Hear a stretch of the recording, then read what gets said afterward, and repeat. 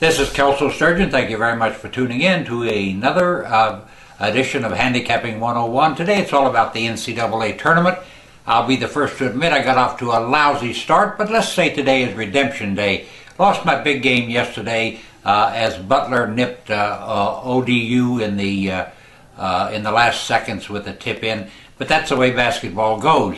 But there was a lot of lessons which we'll get to in just a minute. But a reminder that tonight my NBA Game of the Week gets the cash.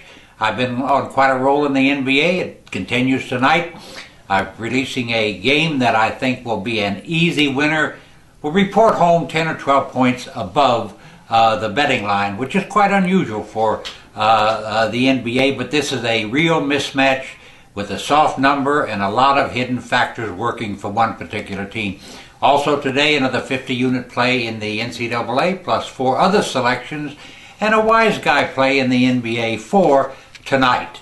You can get all these games on this website or toll free at 1-800-755-2255. And just remember that my NCAA March Madness package, which also includes the NIT and the other tournaments, is available for $199 charged to your major credit card. Now let's get back to what happened yesterday and use this as a lesson to move forward. You know, there were a lot of interesting games yesterday. Unfortunately, I was on the wrong side of most of them, as I said at the opening here. But there's lessons to be learned, because what happened in those games will have a tremendous impact in what happens tomorrow when I release my 200-unit NCAA tournament game of the year. You know, for instance, a team that has to play its guts out to get the job done is really going to have a bit of a problem in its next outing,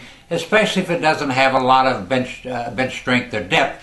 And you know, you have situations. There were easy winners yesterday. There were some very tough winners. Let's just run them down and make a comment about a few of them. You know, Kentucky was absolutely straight as a string to beat Princeton by just 2 points. Louisville went down to Moorhead, but keep in mind that Moorhead also was straight as a string to get the money. And the question that one has to ask about these teams is a simple one. How much gas will they have left in the tank come Saturday? Because these games are tiring, and the further you advance up the ladder, the tougher it gets. Let's run down some of Saturday's games.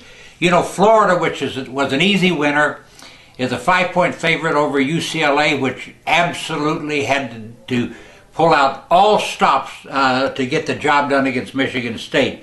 Connecticut and Cincinnati meet in a game where Connecticut is a 3-point favorite. Both these teams came home in easy fashion yesterday. They'll both be at full strength on Saturday. We have Pittsburgh and Butler. You know, Butler was, beat me in my big game with the last second shot. Butler was straight as a string. They play Pittsburgh. Pittsburgh's a 7.5-point favorite. Seemed like a short number to me. Pittsburgh was a very easy winner in its opening game. So we have, once again, an easy winner against a team that played its guts out to win. Gonzaga and BYU, that's a pick'em game. Little nervous, don't have a lot of confidence in BYU. Both of them played rather difficult games to get here. They both won by a decent margin, but nothing was easy about it. Maybe Gonzaga spent less energy than did BYU. Then we have San Diego State and Temple. San Diego State an easy winner. Temple up against it all the way.